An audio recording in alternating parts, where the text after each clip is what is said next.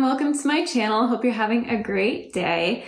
I have a 10-minute painting tutorial for you, but before I get into that, did want to mention a couple things. I am dog sitting Sweet Tilly this week, so I figured she's so adorable. I had to put her on camera and give you just a little warm, fuzzy feeling in your heart, because how can you not when you look at her? She's so precious.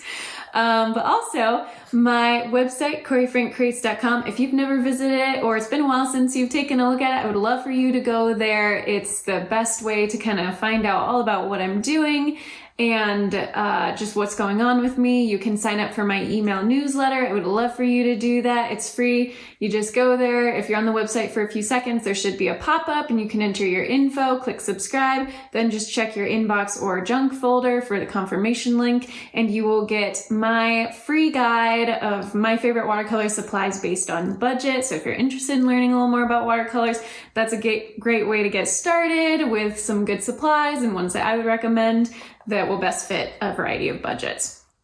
So there's that. You can check out my portfolio. My online watercolor classes are also there. So if you're interested in going more in depth with watercolor, you can go there and learn all about that. And I'm sorry, I'm getting distracted by this cuteness in my lap. But anyway, so CoreyFrankCreates.com. Please go visit, subscribe for my email newsletter, and it's a great way to connect with me.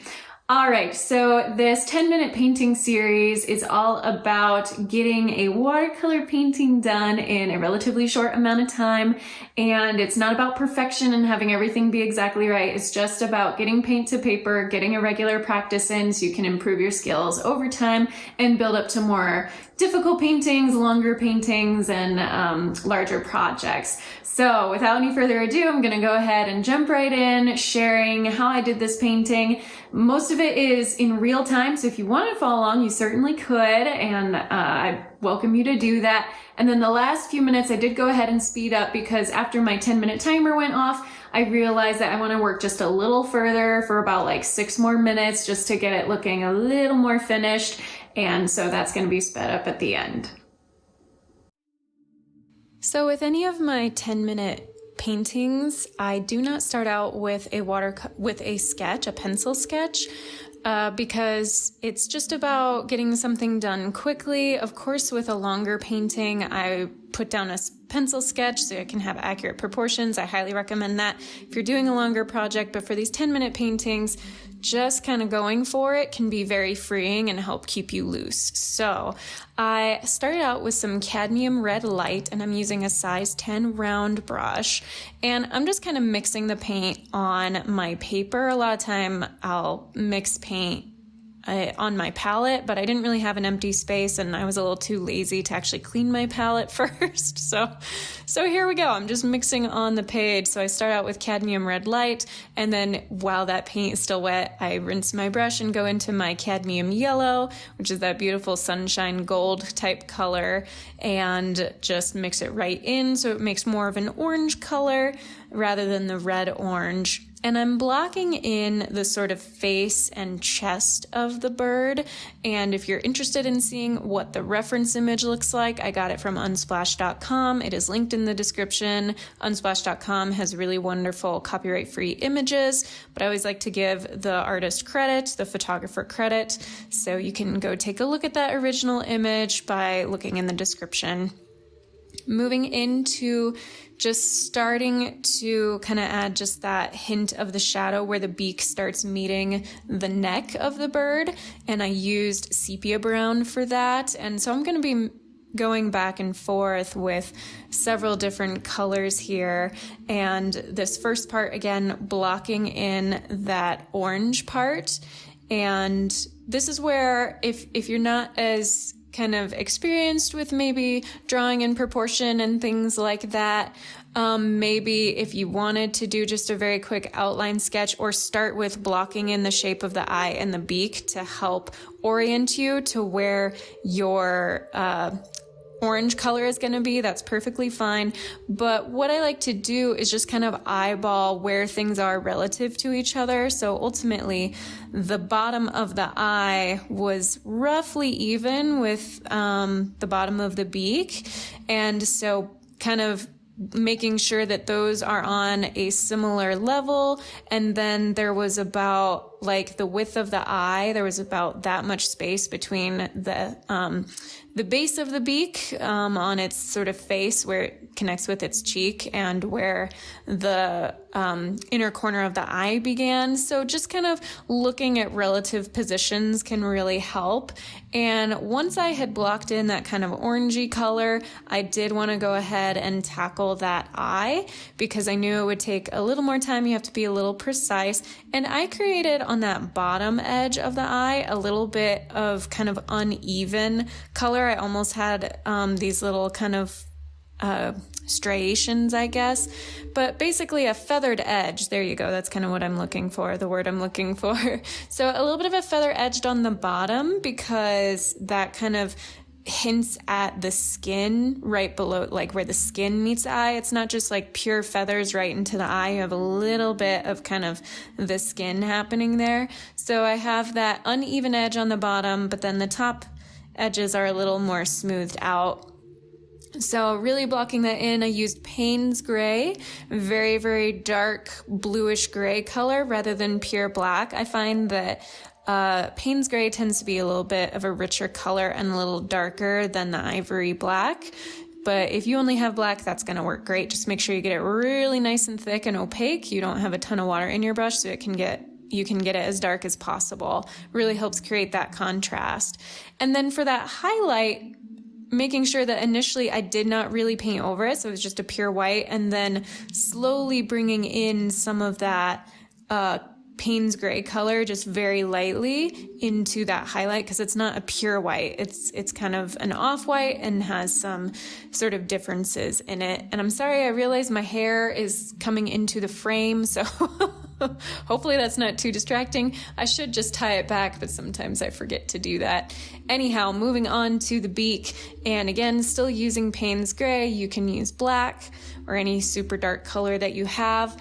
And it is just that underside of the beak is very, very dark, really almost a black. And then as it kind of goes towards the top of the beak, where the top edge of the beak goes, it's much lighter. And so really lightening that up so that you don't have the pure paint on there.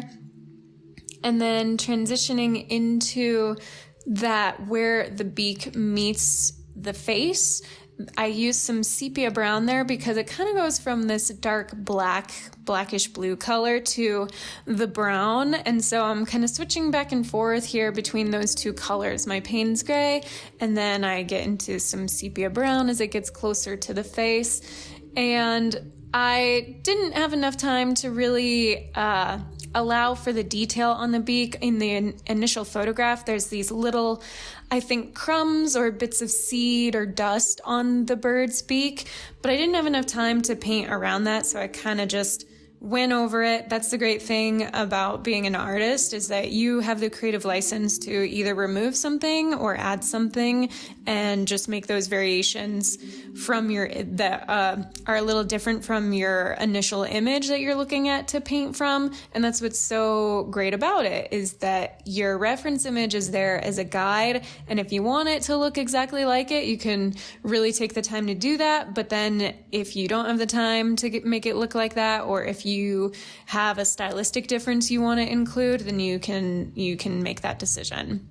And starting in the top of the head, I realized I kind of got that shape a little off, so I did lift some of that paint, but that is a raw umber. It's a kind of almost a grayish brown type of color, and I felt like that most closely matched the color that was in the image itself. And really bumping up some of that orange now on the top of the beak and near the eye. So going in with some of that pure cadmium red light. And then I do go back in with just a little bit of the cadmium yellow. Now, right underneath the eye, there is this kind of lighter ring of color. So I kind of darkened it, added some darker color right underneath, but left a little bit of space between where the bottom of the eye is and where that kind of darker ring of feathers starts. So just kind of working in some of those details. I do apologize for the camera shaking since I'm in a different space apart from my studio. I had to have my stand where I have my camera on the table itself rather than a side table. So there is a little bit more shaking happening, and I do apologize about that. But anyway, you're still able to see what's going on, which is good. That's the ultimate goal.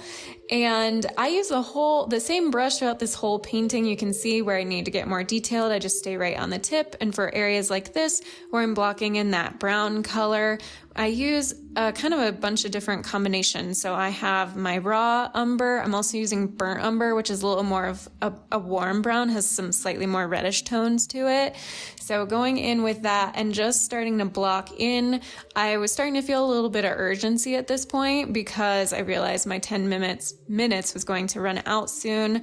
Also on that very bottom side, where kind of the underside of the wing and the body, it has some raw sienna, which is kind of a golden color. So there's a lot of kind of subtle variation actually happening in this bird right next to that sort of red chest and neck is this sort of grayish color. So I used very watered down Payne's gray for that. And then for those darker browns, I'm using either the raw umber or the burnt umber. Burnt umber, again, is that a little bit of a warmer color.